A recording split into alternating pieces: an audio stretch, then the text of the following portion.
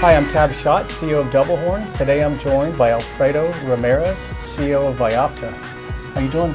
Doing fine, thank you. Thanks for joining. We're going to dive in today and talk a little bit about leadership, strategy, and of course Vyopta. But before we get started, let's tell us a little bit about how you got in your role, your current role. So one, I've been in enterprise software for well over 25 years, and most recently co-founded 3 different companies. This is the third of 3. The last company I co-founded was acquired by Oracle in the around 2007, meaning that our additional two co-founders started Vyopta with the premise where our hypothesis was going to be around video starting to be adopted at a quicker rate, and we totally believed that we could develop software on top of the video platforms to drive greater efficiencies in sales and services and telehealth. What we learned in about 5 years after that, it just didn't quite grow as quickly in the market, and we pivoted the business to what Vyopta is today. I've really enjoyed the experience and the people that I've met. Yeah, it's a roller coaster ride. I mean, anybody that started a company, and it's funny, you just as a side note, talking about pivot, there was a first installment or first chapter of an ebook that we authored, and it's called Pivoting with Purpose, Pivot with Purpose, and it's literally about things don't ever end up the way you think when you're starting out. So totally in line with that.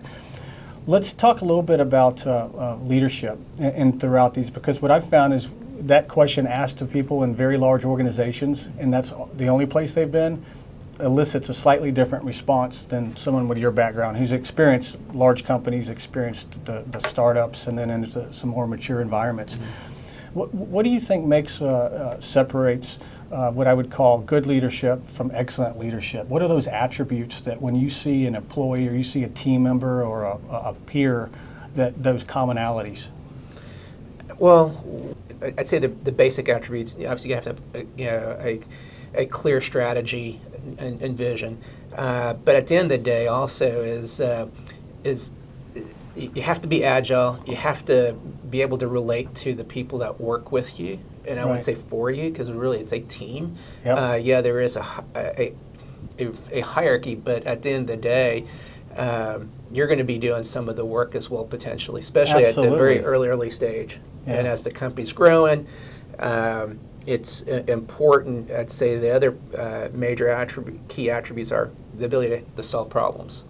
And technology, I would say I wouldn't say it's absolutely unique to technology, the technology market, but it's one of a few markets that's changing at a very fast pace. So you have to be agile, and the people that you're working with have to be able to modify or change positions. And so it's not just problem solving, but it's learning, testing, adjusting, making adjustments, constant adaptation.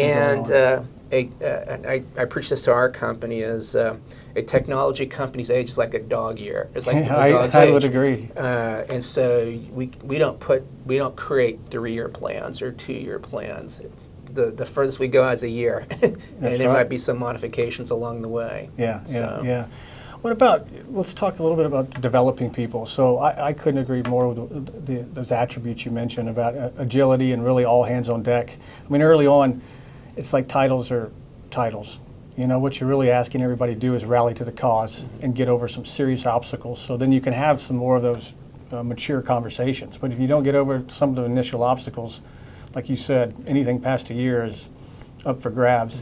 So when you see folks that join, and you see some what you would maybe call a rising star, somebody that is showing some signs of leadership that maybe some others aren't, how do you go about providing mentors, resources for them?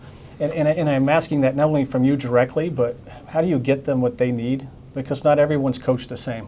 Some folks are going to rise to the occasion, some are going to fold, unfortunately. But how do you go about providing a mentor program? What I've seen is people that have leadership attributes, you start seeing that people start rallying around them. You start seeing that someone is confident enough, doesn't lose confidence when they're encountering problems, because as you could probably relate to, young, early stage companies, you're going to encounter a lot of obstacles and challenges. Lots. And there's not a clear path. You have to deal and manage to ambiguity at times. Yes. That's just life Yeah. in general. I think, but in the technology companies, it happens at it happens at a often. faster pace. Yeah. And so the people that typically do well in organizations like that are people that can deal with that. Yeah. It's a different character that you're looking for in people, and that's I'd say that we aren't perfect at hiring people. Well, do you guys go down that path to test for that? Or do you take it to that extreme, or do you use the gut, which the gut can tell you a lot? We just started using assessment tests. Oh, you did? How's it working out? Well, we just started, literally about a month ago.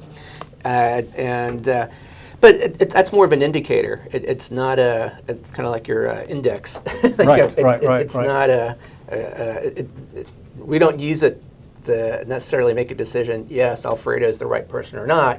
It's more of an indicator, oh my gosh, everything's red, probably not a good idea to move ahead. No matter what my gut says, this would be a bad decision. Yeah. Very early on, we have now people taking an assessment test. What was the impetus to that? You get to a size where I can't be in every interview. Yep. And so I can't just rely on my gut. Right. As you were putting it earlier. You have a bad day, then that's a bad hire. You know? Yeah. We don't know everything, and people that we bring on, we're looking to them to add to just a different brick or chip to the puzzle to help improve our overall knowledge base and capabilities to grow. Yeah, I think it is a mixture of that kind of a formalized structured test, like you said, just to make sure that there's not reds everywhere. And then after that, kind of you got to bring in some of that just behavioral piece, sit down and see how you interact with them, and because the DNA is just critical. Because if they're not going to fit in an environment, it doesn't matter what they know.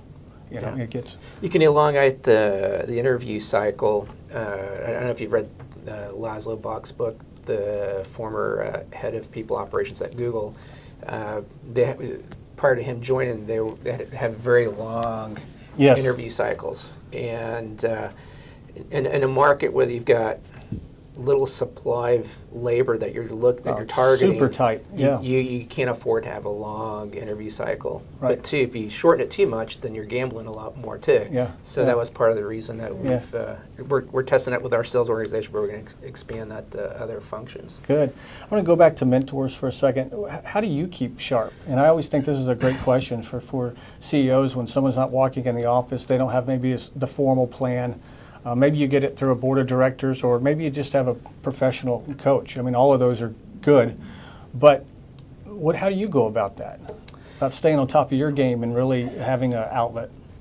Currently, our investors and board of directors are a version of that. I've got one of our advisors to the company is an executive coach. He's a former CEO of oh my goodness, well that's almost 15 different companies. So I've been fortunate. That's fantastic. Recently, from that standpoint, prior to Vyopta, I would just rely. I mean, I'd meet people, and people that I would gravitate to would be around, an area or subject matter that I had an interest that would help, our business, or that I would engage with that person then. Right. But in general, I'll say just the life approach I take.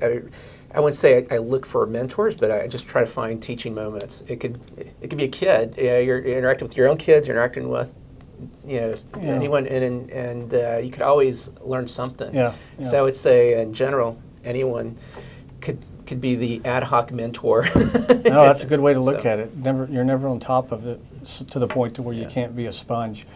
Let's kind of shift to strategy a little bit. You mentioned pivots in your past and yearly plans, and especially technology companies. How do you go about making sure the strategy gets the buy-in? First of all, is there a framework or a method that you use when you say, okay, we need to adjust or develop a strategy, and then the buy-in and the execution?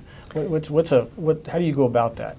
So one is start with having a vision. So like for Vyopta, it's our vision is to deliver UC intelligence to businesses anywhere around the world, so they can figure out how to get the most out of those communication investments, And what that means is how do they drive more sales, drive greater customer retention, Right. deliver User healthcare, experience. And so then you can develop strategy, and strategies can be longer term. Plans can change, obviously, to support that. And I would say from a strategy perspective, a lot will come up with, like myself and maybe my leadership team, will, once a year we go back and reevaluate. Hey, does this strategy still make sense? I think the most important is you got your vision, you set up goals. Sometimes the goals you don't have are defined because you don't have any history because it's something new that you're doing, and so then you can adjust those on a different frequency than maybe a goal for an area of your business that you already have a lot of history for. Right. Let's talk a little bit about Vyopta. Where do you see the competition coming from? I looked at your site. Let me just give a little bit of background to that question. So the genesis of DoubleHorn has some communication roots, and to this day we still deliver unified communication services to customers we've had for over 10 years. And there was always, the channel was very hard to define, because the channel could all of a sudden be your competition, or the provider that you maybe were reselling could be your competition, or something you were OEMing could be your competition. In other words, if some of the larger companies decided to make their pivot, which can make you get into almost a complete overhaul, where do you see the growth challenges or the competition coming as you guys go forward? Let me think how best to answer that, because, one, our current competition today is a number of types of vendors. The manufacturers or the OEMs of the communications technologies, they all have their own specific capabilities around monitoring and reporting and analytics. Yeah, but just for their devices. Just for their systems. their products, right? Yeah, right. And so we've got a broader footprint because we cover a lot of different applications now, I guess you can call it communications applications. So then there's different types of vendors, like possibly the network performance monitoring companies moving in that have VoIP monitoring capabilities. I'd say this UC market, or UCM or UC intelligence, it's a niche market that's just starting to grow. So I would say there a lot of the potential and kind of I'd say our existing competition from like a lot of the network performance management tool vendors have very weak products because their core competencies are around the network. That's right. And but at some point, this niche market is going to start growing, kind of like the APM market 10 years ago. Yep. It was a niche market, and all of a sudden you have New Relic, App Dynamics, it just blew, and a ton of other of those companies. I see UCM or UCI being that niche market that's starting to grow. Yeah, and you can hold them off because your customers are using multiple systems or applications. That's where they're gonna gel well with you, because at that particular point, that one system monitoring capability, that one-to-one, is not going to be good enough for a company that's multinational and using 5 different vendors, right? And what we're seeing, so our typical customer has at least 1,000 knowledge workers, and what we're finding, they typically have anywhere from 4 to 6 communication technology investments, and in many cases they even have more than that. Because they may have an old PBX system that they haven't quite migrated to a new VoIP system, but yet they've got maybe a conferencing cloud service provider for their communication needs, for meetings, and so right there alone you got 3 systems. Oh, and by the way, they may have some video systems too. Now they're starting to adopt it, so it may be a different manufacturer OEM for that. And then you got messaging with Slack or Atlassian, and all the different devices that the employees bring into the environment. Yeah, it gets pretty big. Well, what's the plan for growth? Have you said to get to the next level, and you can define that, whether that's geography or whether that's a number of logos or endpoints. I mean, how do you guys, maybe the question is, how do you measure growth, and then what's the plan to get there? Well, we've focused, from our the time we pivoted the business from 2013 to last year, so about 4.5 years around just video, we started in meeting technologies, and so we expanded our footprint into voice, and the voice market's massive compared to video. Yeah. So typically, and you can probably relate to this from the DoubleHorn customer base. Voice call traffic's probably anywhere from 90 to at the low, at the high, it could be 98% of the total communications traffic. Absolutely. Between video and voice. Yeah. But we're seeing video growing at a much faster pace, and so for us to grow quickly, we moved into voice and messaging, because typically now most organizations are buying unified communications. Right. And so, but it's not to cover the whole organization yet. So it's just, they're adding, they look at their strategic functions, let's say sales or services, and they want them to better engage, and they want that communications technology integrated better with their applications that they're using for sales or service delivery. So. Yeah, good stuff. As we kind of wrap up a little bit more about your company, you guys segment, you just talked about 4 to 6 applications, 1,000 knowledge workers. Those are very interesting facts. But what about a further segmentation in terms of market or space? I mean, in terms of really attacking the market. Yeah, we don't focus on verticals because it's a horizontal play for us. Okay.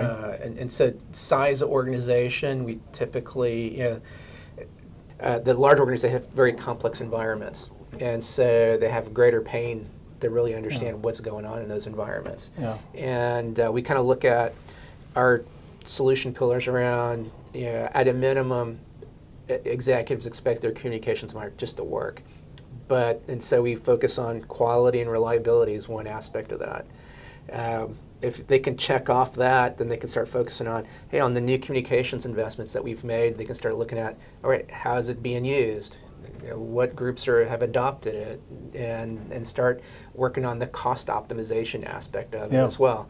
The other aspect of this solution pillar, the next solution pillar is around, well, what value am I getting out of these investments? Yeah, what's the real ROI? Yeah, absolutely. Am I driving more sales? Am I serving more healthcare patients? Or am I seeing more patients for my telehealth investment, in this technology? Yeah.